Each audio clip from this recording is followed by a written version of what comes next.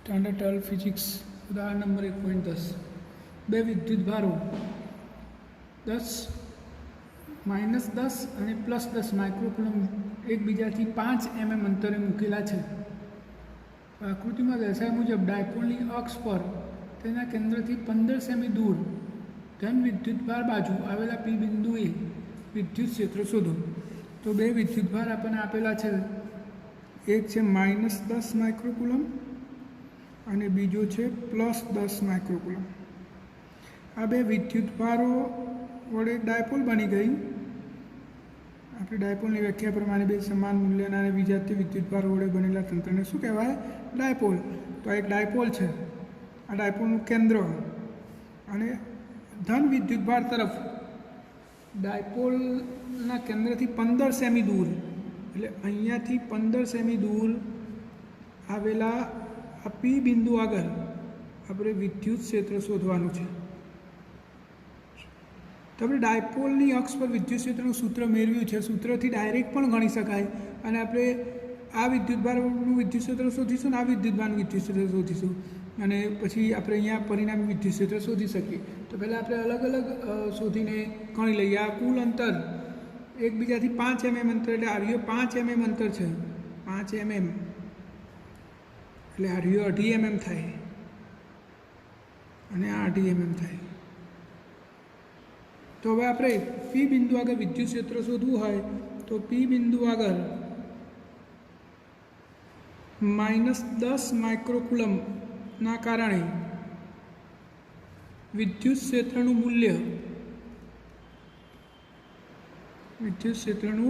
મૂલ્ય ખાલી શોધીએ છીએ આપણે. તો એને હું માઇનસ કહી દઉં તો = મૂલ્ય. આ માઇનસ તો ખાલી આપણે માઇનસનું શોધીએ છીએ એટલે નીચે સંજ્ઞા સ્વરૂપે દર્શાવ્યું. સૂત્ર શું થાય? KQ/R². તો - Kની કિંમત 9 × 10⁹ Q 10 માઇક્રો એટલે 10 × 10⁻100 ભાગ્યા R એટલે આટલેથી આટલું અંતર કેટલું થશે? જુઓ, આ 15 સેમી છે. આ રહ્યું એટલાથી આટલું 15 સેમી, આ રહ્યું 2.5 mm. તો આ અંતર કેટલું થશે? હું એને અહીંયા સાઈડમાં દર્શાવું છું. R માઇનસ કેટલો થશે? તો 15 સેમી એટલે આપણે એને મીટરમાં ફેરવીએ તો 15 × 10⁻2 વત્તા આ રહ્યું આટલું 15 સેમી વત્તા 2.5 mm એટલે 2.5 × 10⁻3. આવું થાય. તો હવે આપણે આવું કરી દઈએ, 150 કરી દઈએ તો 10⁻3 થઈ ગઈ, પ્લસ 2.5 × 10⁻3. તો હવે ટોટલ કેટલું થશે? 152.5 × 10⁻3 મીટર. આ આર માઇનસ આવ્યો એને હું અહીંયા નીચે મૂકી દઉં તો 152.5 × 10⁻3 અને એનો વર્ગ. તો E માઇનસ આપણે આને કેલ્ક્યુલેટ કરી લઈએ તો જવાબ આવશે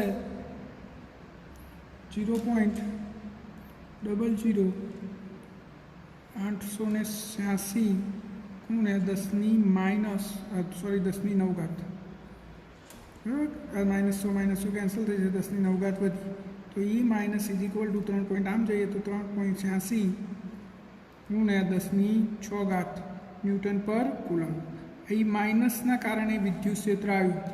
અહીંયા જુઓ આ પી બિંદુ આગળ. હવે આ વિદ્યુતભાર ઋણ છે તો એનું વિદ્યુત ક્ષેત્ર પોતાના તરફ હોય એટલે આ બાજુ હશે. આ માઇનસની દિશા કઈ થશે? આ તરફની, ડાબી તરફની. હવે આપણે R+ શોધી કાઢીએ તો R+ બરાબર શું થશે? R+ એટલે આ ધન વિદ્યુતભારથી પી બિંદુનું અંતર. તો ટોટલ 15 સેમી છે, એમાંથી આ 2.5 mm બાદ કરી દેવાનું. તો 15 સેમી એટલે 15 × 10⁻2 માઇનસ 2.5 × 10⁻3. તો આપણે આને 150 કરી દઈએ તો 150 × 10⁻3 ઘાત સરખી કરવી પડે તો જ બાદ બાકી થાય. 2.5 × 10⁻3 150માંથી 2.5 બાદ કરો તો શું વધે? 147.5 × 10⁻3 મીટર. R+ આવી ગયો. હવે આપણે પી બિંદુ આગળ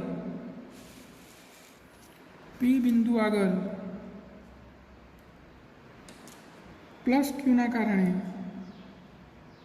વિદ્યુત ક્ષેત્રનું મૂલ્ય શોધી કાઢીએ. મૂલ્ય જ શોધી રહ્યા છીએ આપણે.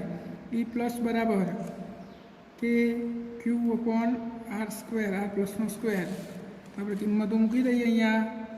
તો ઇઝ ઇક્વલ ટુ કેની કિંમત 9 × 10⁹, ક્યુની કિંમત 10 માઇક્રો ભાગ્યા આર પ્લસની કિંમત 147.5 × 10⁻³ વર્ગ. આટલું આવ્યું. હવે આપણે કેલ્ક્યુલેટ કરી દઈએ તો હવે આપણે આ કેલ્ક્યુલેટ જવાબ આવશે 0.004136 × 10⁹. therefore E plus is equal to 4.13 × 10⁶ newton પર કુલમ. આ E પ્લસ આવ્યું એટલે કે ધન 10 ધન કુલમ માઇક્રોકુલમના કારણે અહીંયા વિદ્યુત ક્ષેત્ર આટલું આવ્યું. અને કઈ દિશામાં છે તો એ ધન છે એટલે ધનનું વિદ્યુત ક્ષેત્ર પોતાનાથી દૂર તરફ એટલે આ E પ્લસ આવ્યું. તો પી આગળ પરિણામી વિદ્યુત ક્ષેત્ર શું થશે? તો જો આ ધનનું ઋણ કરતાં વધારે છે, ધનનું ઋણ કરતાં વધારે છે અને બંને વિદ્યુત ક્ષેત્ર એકબીજાની વિરુદ્ધ દિશામાં છે તો પી બિંદુ આગળ પરિણામી વિદ્યુત ક્ષેત્ર E is equal two E plus વિદ્યુત ક્ષેત્રમાંથી E માઇનસ વિદ્યુત ક્ષેત્ર બાદ કરી દો તો E પ્લસ આપણો કેટલો હતો? 4.13 × 10⁶ માઇનસ 3.86 × 10⁶. તો 4.13માંથી તમે 3.86 બાદ કરો તો 0.27 × 10⁶ ન્યૂટન પર કુલમ. આ પી બિંદુ આગળ પરિણામી વિદ્યુત ક્ષેત્ર આવી ગયું. કઈ દિશામાં આવશે? તો જમણી તરફ. ધન વધારે છે એટલે જમણી તરફ. તો આપણું આ એક દાખલો પૂરો થયો. અથવા તમે આવું લખી શકો 2.7 × 10⁵. હવે બીજું શું ગણવાનું છે એ પણ આપણે જોઈ લઈએ. હવે બીજું આપણે જે ગણવાનું છે બીમાં આપણે એવું કીધું છે એને કે આકૃતિ 1.21માં દર્શાવ્યા મુજબ ઓમાંથી પસાર થતી અને અક્ષને લંબ રેખા પર ઓથી 15 સેમી દૂર આવેલા ક્યુ બિંદુએ વિદ્યુત ક્ષેત્ર શોધો. તો આપણે પણ શોધી કાઢીએ. જુઓ ફરીથી અહીંયા હું આકૃતિ દોરું છું. આ -10 માઇક્રોકુલમ અને ત્યાંથી 5 mm દૂર એટલે એનું કેન્દ્ર. આ બીજો વિદ્યુતભાર છે +10 માઇક્રોકુલમ. આ 2.5 mm અને આ 2.5 mm, કારણ કે બે વિદ્યુતભાર વચ્ચેનું અંતર કુલ 5 mm છે. તો આ બંને વિદ્યુતભારને જોડતી રેખાને લંબ, આ લંબ આ ઓથી 15 સેમી દૂર, 15 સેમી અહીંયા પી બિંદુ આગળ આપણે વિદ્યુત ક્ષેત્ર શોધવાનું છે. તો અહીંયા વિદ્યુત ક્ષેત્ર કોણ ઉત્પન્ન કરશે? તો માઇનસ વિદ્યુતભાર. જો આ માઇનસ વિદ્યુતભાર છે તો આ માઇનસ વિદ્યુતભાર પોતાનું વિદ્યુત ક્ષેત્ર પોતાના તરફ ઋણ છે એટલે આ E માઇનસ, અને આ ધન છે તો એનું વિદ્યુત ક્ષેત્ર એનાથી દૂર તરફ હોય એટલે કે આ E પ્લસ આ તરફ હશે, આ E પ્લસ. તો આપણે આ પી બિંદુ આગળ પરિણામી વિદ્યુત ક્ષેત્ર શોધવાનું છે. આપણે આકૃતિમાં સમજી લીધું. હવે આપણે ગણી પણ લઈએ. તો જુઓ આ 15 સેમી, આ 2.5 mm, તો આપણને કર્ણ મળી જાય. એટલે કે આ આર માઇનસ આ આર પ્લસ આ બંને સરખા થશે. જુઓ આર માઇનસ અને આર પ્લસ, કારણ કે આ આપણો લંબ દ્વિભાજક પર આવેલું બિંદુ છે એટલે બંને બાજુથી અંતર સરખું થશે. -Qથી +Qથી પી બિંદુનું અંતર સરખું થશે. તો આપણે પહેલાં એ શોધી નાખીએ. R minus is equal to R plus is equal to R લઈ લઈએ અને એની કિંમત કેટલી થશે? તો વર્ગમૂળમાં આનો વર્ગ વત્તા આનો વર્ગ. હવે આ 2.5 mm છે એટલે 10⁻³ એનો વર્ગ વત્તા આ 15 સેમી છે તો 15 × 10⁻² વર્ગ. આપણે આ બંને શોધી નાખીએ તો વર્ગમૂળમાં 100.25 × 10⁻6 પ્લસ 225 × 10⁻4.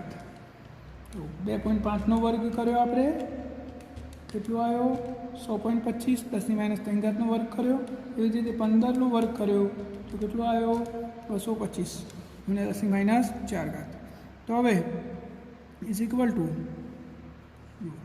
તમે આને આમના એમ રહેવા દો 10 - 100 ઘાત હવે આની -100 કરવી પડે એટલે આપણે બીજી બે ઘાતો પાછળ ઉમેરવી પડે એટલે કે 225ની જે પાછળ બે શૂન્ય મૂકી દઉં તો 10 - 100 ઘાત થઈ જાય હવે 22,500 પ્લસ 100.25 જવાબ થશે 22,50 કેટલો થશે 22,506.25 ગુણ્યા 10 - 100 ઘાત અને એનું વર્ગમૂળ એટલે થશે 150.02 ગુણ્યા 10 - 3 ઘાત એટલે એપ્રોક્સિમેટલી 150 ગુણ્યા 10 - 3 ઘાત મીટર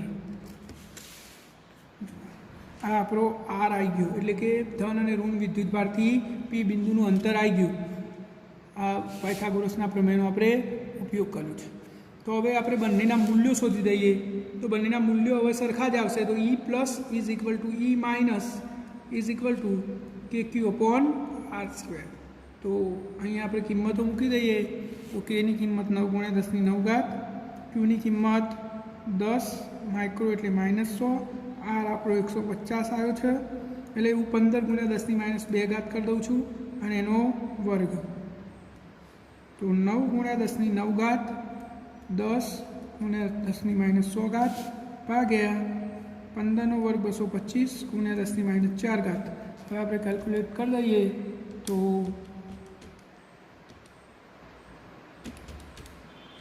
આપણો જવાબ થયો 0.4 ગુણ્યા 10 - 7 ઘાત આ આપણું વિદ્યુત ક્ષેત્ર આવી ગયું ન્યૂટન પર કુલમ E પ્લસ અને E માઇનસ બંને આવી ગયા સરખા જ આવે કારણ કે બંનેનું અંતર સરખું છે અને વિદ્યુતભાર એ સરખા છે તો જવાબ આવ્યો 0.4 ગુણ્યા 10 - 7 ઘાત હવે આપણે બંનેનો સદિશ સરવાળો કરવો પડશે તો અહીંયા આપણે આવું લખી શકીએ 4 ગુણ્યા 10 - 6 ઘાત એક મિનિટ આમ ગયા ન્યૂટન પર જો આપણે અહીંયા E minus is equal two E plus is equal two E લઈ લઈએ કારણ કે બંનેના મૂલ્યો સરખા આવ્યા છે જવાબ કેટલો આવે છે 4 ગુણ્યા 10 - 6 ઘાત ન્યૂટન પર કુલમ હવે આપણે આકૃતિની ભૂમિતિ પર પાછા આવી જઈએ જો અહીંયા હું ફરીથી આકૃતિ દોરું છું આ -Q આ +Q આ બંને વિદ્યુતભાર વચ્ચેનું અંતર આ આપણું P બિંદુ આ લંબ દ્વિભાજક આપણે અહીંયા માઇનસ વિદ્યુત ક્ષેત્ર શોધ્યું હતું એ આ તરફ હતું E માઇનસ અને આ આપણું E પ્લસ આ તરફ E પ્લસ આ તરફ બંનેના મૂલ્યો સરખા E માઇનસ ને E પ્લસ હવે હું આ ખૂણો થીટા લઉં તો આ ખૂણો થીટા જ થાય કારણ કે બે અંતર સરખા છે તો આ થીટા થાય તો પછી હું અહીંયા યુગ્મ કોણ બનાવું તો આ થીટા છે તો આ કેટલો થશે થીટા થાય યુગ્મ કોણ આ થીટા છે તો આ થીટા થાય તો હવે E પ્લસના બે ઘટકો વિચારો તો આ થીટા છે એટલે E પ્લસની જગ્યાએ હું એકલું E લખું E કોસ થીટા અને આ એનો લંબ ઘટક E સાઇન થીટા એવી જ રીતે હવે E માઇનસ માટે જો આ થીટા છે તો આ E sine theta E cos theta અને આ એનો લંબ ઘટક E સાઇન થીટા તો આકૃતિની ભૂમિતિ પરથી E પ્લસ અને E માઇનસ ના લંબ ઘટકો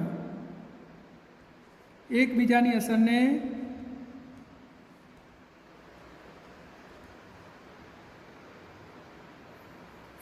અસરને નાબૂદ કરે છે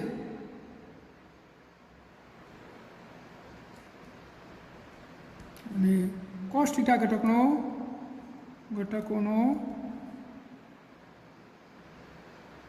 સરવાળો થાય છે કારણ કે બે એક જ દિશામાં છે તો પરિણામી વિદ્યુત ક્ષેત્ર E બરાબર E કોસ થીટા વત્તા E કોસ થીટા પરિણામી E ડેશ કહી દઈએ તો E cos theta plus E cos theta તો 2E કોસ થીટા ધેરફોર 2 ઈનું મૂલ્ય આપણે થીટા શોધવાનું બાકી છે. કોસ થીટાની કિંમત ડાયરેક્ટ મૂકી દઈએ તો 2e અહીંયા હું કોસ થીટા લાગુ પાડું તો કોસ થીટા બરાબર પાસેની બાજુ કેટલી આરીએ 2.5 mm. તો 2.5 mm છે એટલે 10⁻³ ભાગ્યા કર્ણ આપણે શોધ્યો તો કેટલો આવ્યો તો કર્ણ 150 × 10⁻³ તો ઈની કિંમત મૂકી દઈએ. ઈની કિંમત કેટલી હતી 4 × 10 જો ફરીથી તમારા વિડીયોમાં કપાઈ ગયું તો આપણે કુલ વિદ્યુત ક્ષેત્ર ગણવું હોય તો 2 ઈ કોસ થીટા ઘટકો આ દિશામાં આવ્યા છે તો બંનેનો સરવાળો તો પરિણામી વિદ્યુત ક્ષેત્ર ઈ ડેશ બરાબર ઈ કોસ થીટા વત્તા ઈ કોસ થીટા તો 2e cos theta 2e cos થીટાની કિંમત મૂકી દીધી. આ ત્રિકોણમાં જુઓ કોસ થીટા લઈએ તો પાસેની બાજુ ભાગ્યા કર્ણ 2.5 ભાગ્યા કર્ણ તો આ મૂકી દીધું અહીંયા. તો ઈની કિંમત હવે મૂકી દઈએ. ઈની કિંમત છે 4 × 10⁻100 અને બાકી 2.5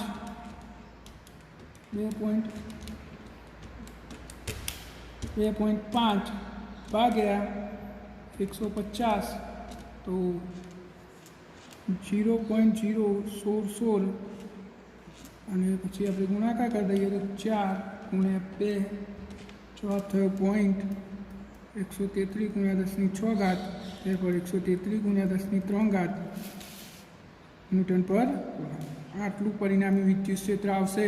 કઈ બાજુ ડાબી તરફ. પરિણામી વિદ્યુત ક્ષેત્ર કેટલું આવ્યું 133 × 10⁻³ ન્યૂટન પર કુલમ. તો આપણે અહીંયા દાખલો ગણી લીધો છે. આ 2 કોસ થીટા ઘટકો ડાબી તરફ છે એટલે પરિણામી વિદ્યુત ક્ષેત્ર ડાબી તરફ આવ્યું. હવે આ દાખલો આપણે શોર્ટમાં પણ ગણી શકીએ કારણ કે આપણે જોયું અહીંયા -10 માઇક્રોકુલમ આ +10 માઇક્રોકુલમ બે વચ્ચેનું અંતર માત્ર 5 mm છે અને આપણે બંને બિંદુઓ જે શોધવાના હતા કેન્દ્રથી 15 સેમી દૂર અને આ લંબ દ્વિભાજક ઉપર 15 સેમી દૂર. એનો અર્થ શું થયો કે આ જે આર છે એ એની કમ્પેરમાં અને એ કહીએ છીએ આપણે ખૂબ જ મોટો છે તો આપણે ડાયપોલની અક્ષ ઉપર હવે જો આ રીતે પણ તમે ગણી શકો.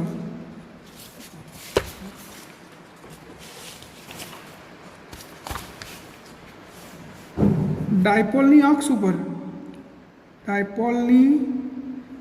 અક્ષ પર વિદ્યુત ક્ષેત્ર આપણે આ સૂત્ર મેળવ્યું હતું શું થાય 2kp/r3. આપણે આ સૂત્ર મેળવ્યું હતું 2kp/r3 થિયરીમાં. તો આપણે પીની કિંમત એમાં ટ્રાન્સફર કરી દઈએ તો E બરાબર 2kpની જગ્યાએ 2aq ભાગ્યા r3. ચલો હવે કિંમતો ટ્રાન્સફર કરી દઈએ તો 2kની કિંમત 9 × 10⁹, 2aની કિંમત 2.5 mm એટલે 2.5 × 10⁻³ અને qની કિંમત છે 10 માઇક્રોકુલમ એટલે 10⁻6 ભાગ્યા r એટલે 15 સેમી તો 15 × 10⁻². આપણે બધું કેલ્ક્યુલેશન કરી દઈએ તો જો rનો ઘન કેલ્ક્યુલેશન આપણે કર્યું તો જવાબ આવ્યો 0.267 × 10 જો આ 3 ને 6 9 નીચેની 6 કેન્સલ થશે એટલે 3 એટલે 10⁶. ત્યારબાદ 2.6 × 10�5 ન્યૂટન પર કુલમ. આટલું વિદ્યુત ક્ષેત્ર અક્ષ ઉપર આવી ગયું. આટલું સરળ રીતે પણ આપણે ગણી શકીએ છીએ સૂત્રનો ઉપયોગ કરીને સીધું. હવે આપણે વિષુવ રેખા પર પણ એ રીતે શોધી શકીએ. વિષુવ રેખા પર વિદ્યુત ક્ષેત્ર તો વિષુવ રેખા એટલે આપણે હાલ જે આકૃતિ દોરી હતી બે વિદ્યુતભાર માઇનસ આ પ્લસ આ બે વિદ્યુતભારની જોડતી રેખા એનું મધ્ય કેન્દ્ર તો આ વિષુવ રેખા કહેવાય. આ 15 સેમી અંતરે અહીંયા પણ r ગ્રેટર દેન a છે તો E = વિષુવ રેખા પર સૂત્ર શું હતું kp/r3. તો pની કિંમત 2aq ભાગ્યા r3. ધેરફોર kની કિંમત 9 × 10⁹, 2aની કિંમત 2.5 mm 10⁻3, qની કિંમત 10 માઇક્રોકુલમ 10⁻100 ભાગ્યા અંતર 15 સેમી × 10⁻2 એનો ઘન. તો આ કેલ્ક્યુલેશન આપણે કરી દઈએ. આમાં ખાલી 2 જ નથી એટલે ઉપરના જવાબને 2 વડે ભાગી દો તમે तो 2.6 ભાગ્યા 2 બરાબર જવાબ થશે 1.3. તો 1.3 ગુણ્યા 10⁵ ન્યૂટન પર કુલમ. તો તમે આ દાખલો પરીક્ષામાં પૂછાય તો આ 2 રીતે ગણી શકો અને આપણે આગળ ગણ્યો એ રીતે પણ ગણી શકો છો. હવે જોઈએ આપણે ઉદાહરણ 1.11. ઉદાહરણ 1.11 જેમાં એક આકૃતિ આપેલી છે. હું આકૃતિ અહીંયા દોરું છું.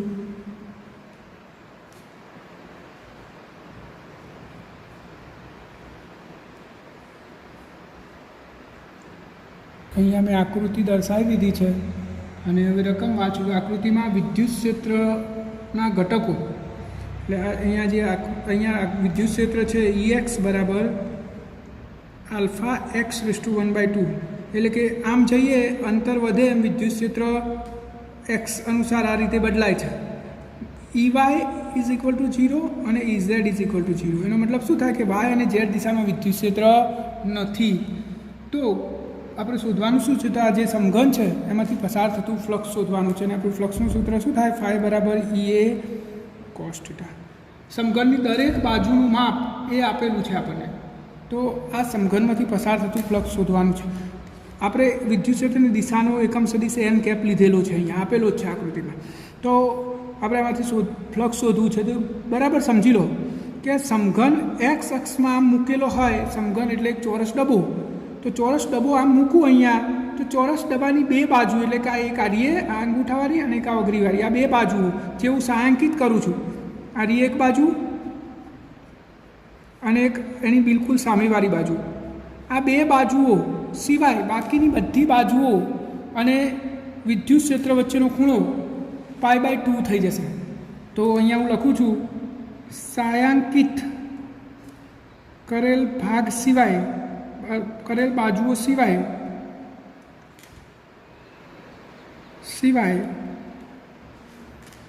બધી જ બાજુ એટલે બાકીની 4 બાજુના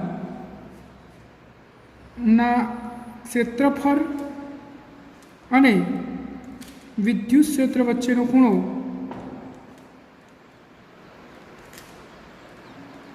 π/2 થાય છે. તેથી ફ્લક્સ φ બરાબર EA cos θ અને θ π/2 થાય તો ફ્લક્સ શું થઈ જાય? 0. એટલે આ ઘનની આ 2 છાંયાંકિત કરેલા ભાગ સિવાય એક આ બાજુ, એક પાછળની, એક આગળની અને એક નીચેની, આ બધા વચ્ચેનો ક્ષેત્રફળ સદિશ અને E વચ્ચેનો ખૂણો શું થઈ જાય? π/2. જુઓ આનો ક્ષેત્રફળ સદિશ આમ હોય અને વિદ્યુત ક્ષેત્ર x અક્ષની દિશામાં છે, π/2 થયો. આમાં આનો ક્ષેત્રફળ સદિશ આમ બહાર તરફ થાય, વિદ્યુત ક્ષેત્ર આમ છે તો એ π/2 થાય. નીચેનો અને પાછળનો બધામાં π/2 થાય એટલે ફ્લક્સ શું થઈ ગયું? 0. હવે આપણે આને ડાબી બાજુ કહી દઈએ લેફ્ટ અને આને રાઈટ. તો આ લેફ્ટ અને રાઈટ 2 બાજુઓ, લેફ્ટ અને રાઈટ 2 બાજુઓનું ફ્લક્સ શોધવાનું રહે તો આપણે ડાબી બાજુનું ફ્લક્સ શોધી નાખીએ. તો ડાબી બાજુનું ફ્લક્સ તો φ બરાબર એને FL કહી દઈએ EA cos θ.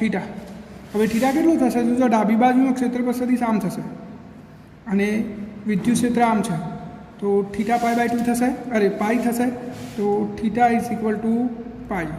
તો આપણે કિંમતો મૂકી દઈએ તો EA cos પાઈ therefore -EA થયું આ φL. હવે આપણે એની કિંમત મૂકી દઈએ અહીંયા તો φL બરાબર એની કિંમત શું છે? આલ્ફા x⁻² અને આ A. ચલો એક્સની કિંમત કેટલી થશે? તો પહેલી બાજુ કેટલી દૂર છે? આપેલું છે જો આકૃતિમાં A જેટલી દૂર છે એટલે એક્સની કિંમત શું થઈ જશે? A. તો A⁻² અને આ બાજુનું ક્ષેત્રફળ તો એની બાજુની લંબાઈ A છે તો એ લંબાઈ ગુણ્યા પહોળાઈ એટલે A². તો અહીંયા થઈ ગયું -α 1/2 અને આની 2 ઘાત. આધાર સરખા તો ઘાતાંકનો સરવાળો થાય તો A⁵². આ આપણું લેફ્ટ સાઈડનું ફ્લક્સ આવ્યું. હા, તો ડાબી બાજુના જે આપણું જે પૃષ્ઠ છે એનું ફ્લક્સ આવી ગયું. હવે જમણી બાજુનું પણ આપણે શોધી દઈએ. તો જમણી બાજુ નું ફ્લક્સ, તો જમણી બાજુનું ફ્લક્સ આપણે શોધીએ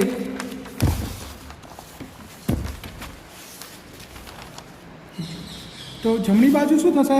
આ જમણી બાજુ તમે બુક જોડે રાખજો એટલે તમને આકૃતિમાં આમાં ના ખબર પડે તો એમાં ખબર પડી જાય. જો આ પહેલી બાજુ સુધીનું અંતર એ હતું અને આ પાછું વચ્ચે એક આખું સમતલ ગયું એટલે આ બીજી બાજુનું સમતલ ઉગમ બિંદુથી 2a અંતરે છે. તો હવે ડાબી બાજુનું અને એનો ક્ષેત્રફળ સદિશ એ વિદ્યુત ક્ષેત્રની દિશામાં જ છે. તો ડાબી બાજુનું ફ્લક્સ ફાઈ બરાબર જમણી બાજુનું ફ્લક્સ ફાઈ આર બરાબર ઈ એ કોસ થીટા સૂત્ર પ્રમાણે ઈ એ થીટા કેટલો થશે? 0. તો કોસ 0ની કિંમત 1 થઈ જશે. તો વધ્યું ઈ એ. હવે આપણે કિંમતો મૂકી દઈએ તો ઈની કિંમત છે આલ્ફા એક્સ રેસ ટુ 1/2 અને એની કિંમત શું થશે? તો બાજુની લંબાઈ એ છે તો એનો વર્ગ.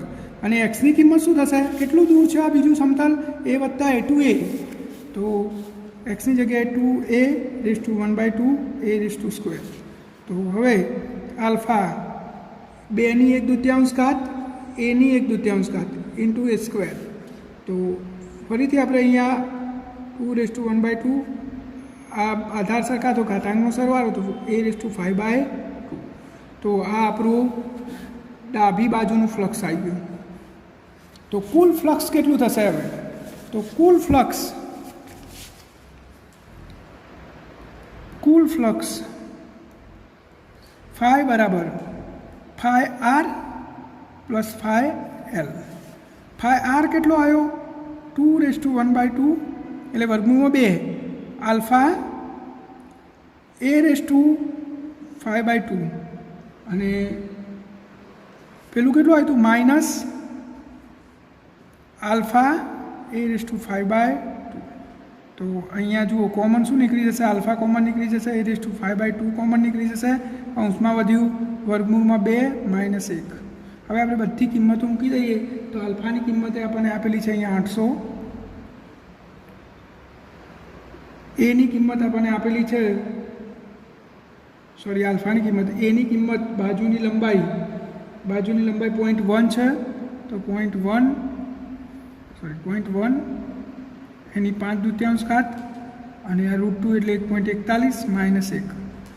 તો 800 ગુણ્યા આનું શું કરવાનું? તો 0.1ની 5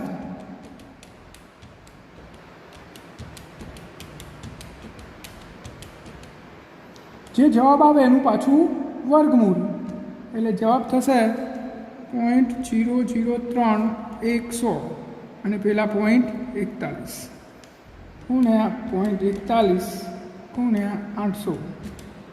જવાબ થયો 1.037. તો ફ્લક્સ કેટલું આવ્યું? 1.037 એટલે એપ્રોક્સિમેટલી 1.04 લઈ શકીએ આપણે. આટલું ફ્લક્સ આવ્યું ન્યૂટન મીટર સ્ક્વેર પ્રતિ કુલમ. જો તમે અહીંયા 1.41 પાછળ જે ડેસિમલ આવે 22 એ ધ્યાનમાં લો તો આ જવાબ થશે 1.047 એટલે એપ્રોક્સિમેટલી 1.05 થશે. બધા જ ડેસિમલ ધ્યાનમાં લો તો 1.05 ન્યૂટન મીટર પ્રતિ કુલમ સ્ક્વેર. તો ઘનમાં વિદ્યુતભાર, ઘરની અંદરનો વિદ્યુતભાર, તો આપણા ગાઉસના નિયમ પ્રમાણે ફાઈ બરાબર Q/ε0. તો Q બરાબર ફાઈ ε0. ફાઈની કિંમત આવી 1.05, ε0ની કિંમત 8.85 ગુણ્યા 10⁻12. ત્યારપર 1.05 ગુણ્યા 8.85 જવાબ થયો આપણો 9.29 એટલે 9.3 ગુણ્યા 10⁻12 કુલમ. આટલો વિદ્યુતભાર આવ્યો આ આપણો જવાબ થશે. તો ખૂબ જ સરળ દાખલો છે, શાંતિથી ગણશો તો આવડી જશે. હવે આપણે નેક્સ્ટ ઉદાહરણ જોઈએ. આપણું નેક્સ્ટ ઉદાહરણ છે જે મોસ્ટ આઈએમપી છે 1.13. ઉદાહરણ 1.13. ઉદાહરણ 1.13. પરમાણુ માટે પ્રારંભિક મોડેલમાં ZE વિદ્યુતભાર ધરાવતું ધન વિદ્યુતભારિત બિંદુવત ન્યુક્લિયસ તેની આસપાસ R ત્રિજ્યા સુધી નિયમિત ઘનતા ઋણ વિદ્યુતભાર વડે ઘેરાયેલું છે. સમગ્રપણે પરમાણુ તટસ્થ છે. આ મોડેલ માટે ન્યુક્લિયસથી R અંતરે વિદ્યુત ક્ષેત્ર કેટલું હશે? જો આપણું આ ન્યુક્લિયસ જેના પરનું વિદ્યુતભાર છે ZE અને આ આપણો ઋણ વિદ્યુતભારિત વિસ્તાર એટલે કે ઇલેક્ટ્રોન હશે આ કક્ષાઓમાં બધા, એટલે અહીંયા બધો કયો વિદ્યુતભાર હશે? ઋણ વિદ્યુતભાર. અને ન્યુક્લિયસમાં કયો વિદ્યુતભાર હોય? ધન. તો આપણને એટલી તો ખબર જ હોય. હવે આ પરમાણુની ત્રિજ્યા R છે, તો આપણે આ પરમાણુની અંદર અને પરમાણુની બહાર બે જગ્યાએ વિદ્યુત ક્ષેત્ર શોધવાનું છે. આટલે બહારના બિંદુએ અને અંદર અહીંયા અંદરના બિંદુ આગળ. અંદરનું બિંદુ આપણે P લઈ લઈએ અને બહારના બિંદુને આપણે Q કહી દઈએ. તો આ બે બિંદુ આગળ આપણે વિદ્યુત ક્ષેત્ર શોધવાનું છે. તો જો કોઈ પણ પરમાણુ વિદ્યુત દ્રષ્ટિએ શું હોય? તટસ્થ હોય છે. તો આપણે અહીંયા લખી શકીએ બધા જ પરમાણુ વિદ્યુત દ્રષ્ટિએ તટસ્થ હોય છે. તેથી પ્લસ ધન વિદ્યુતભાર બરાબર ઋણ વિદ્યુતભાર થાય. એટલે કે જેટલા પ્રોટોન હોય એટલા જ ઇલેક્ટ્રોન હોય. એટલે ન્યુક્લિયસના કેન્દ્ર પર ZE જેટલો ધન વિદ્યુતભાર છે તો આ ઋણ વિદ્યુતભાર કેટલો હશે? ZE જેટલો જ હોય તો જ તટસ્થ થાય. તો ઋણ વિદ્યુતભાર કેટલું હશે? -ZE જેટલું. તો હવે આપણે આ વિદ્યુતભાર ઘનતા ઋણ વિદ્યુતભાર ઘનતા નક્કી કરીએ તો ઋણ વિદ્યુતભાર ઘનતા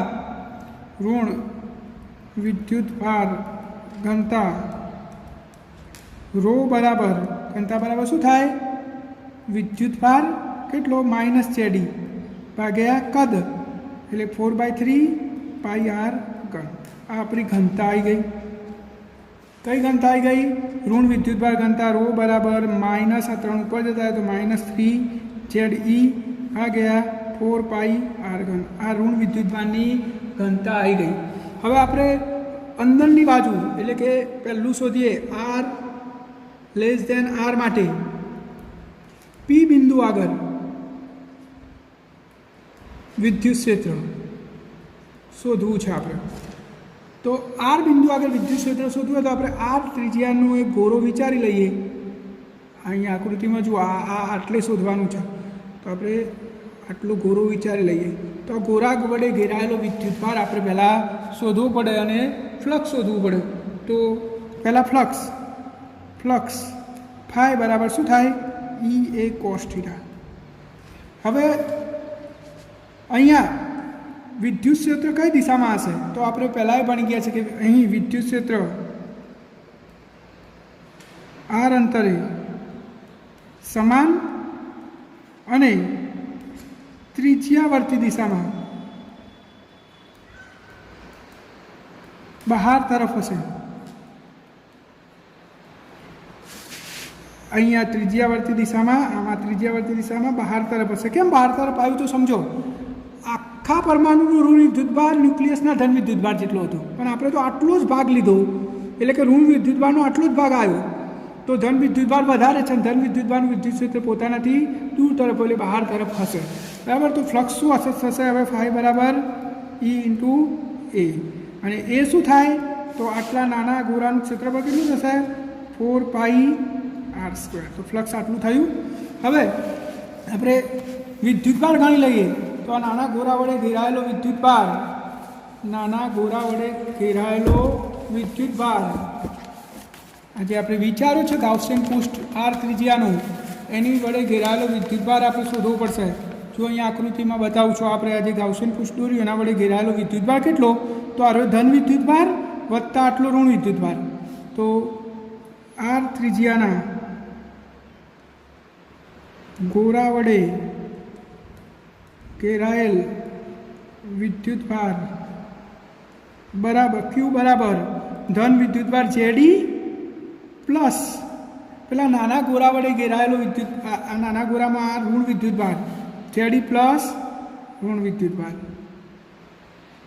ચલો, ઋણ વિદ્યુતભાર કેટલો થશે? તો વિદ્યુતભાર બરાબર શું થાય?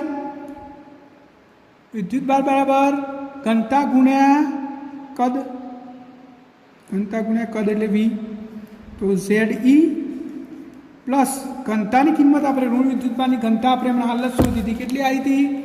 જો અહીંયા હું કિંમત મૂકું છું -3 ભાગ્યા 4πr ઘન, આટલી ઘનતા આવી હતી ઋણ વિદ્યુતભારની, અને એનું કદ કેટલું થશે? તો 4/3πr ઘન આટલું થાય. તો હવે આપણે આગળ કેલ્ક્યુલેશન કરીએ તો જુઓ 4 કેન્સલ, પાઈ કેન્સલ, આ 3 કેન્સલ, તો વધ્યું શું?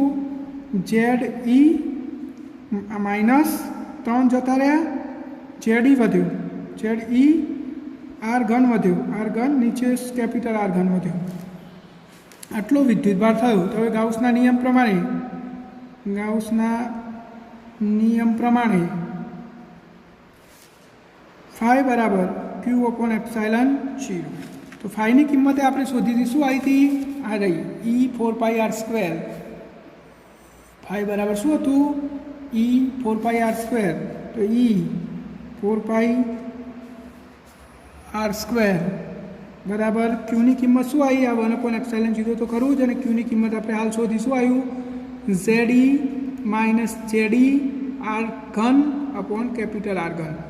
તો હવે આ 4πr² ને આ બાદ લઈ જઈએ તો 4πr²ε0, ZE કોમન કાઢ લઈએ તો 1 - આર ઘન અપોન આર ઘન, આટલું વધ્યું. હવે r² ને અંદર કૌંસમાં લઈ જઈએ તો ZE ભાગ્યા 4πε0 1/r², અહીંયા નીચે ભાગાકારમાં r² આવશે એટલે એક r વધ્યો ભાગ્યા આર ઘન. તો આપણો આ જવાબ થશે કે આટલું વિદ્યુત ક્ષેત્ર અંદરના ભાગમાં હશે. હવે બહાર માટે, બહારના બિંદુ માટે જો આ ZE પ્લસ ZE આ પરમાણુ આપણો આર ત્રિજ્યાનો, અહીંયા ઋણ વિદ્યુતભાર આપણે શોધવાનું છે અહીંયા. તો અહીંયા હું ગાઉસિયન પૃષ્ઠ દોરું તો આ ગાઉસિયન પૃષ્ઠ વડે ઘેરાયેલ વિદ્યુતભાર, ચોખ્ખો વિદ્યુતભાર, ઘેરાયેલ ચોખ્ખો વિદ્યુતભાર કેટલો થશે? તો જેટલો ધન હોય એટલો જ ઋણ હોય, તો ZE - ZE, તો Q બરાબર 0, તો E બરાબર શું થશે? 0. તો આ દાખલો ખૂબ જ IMP છે, શાંતિથી જુઓ તો તમને આવડી જશે.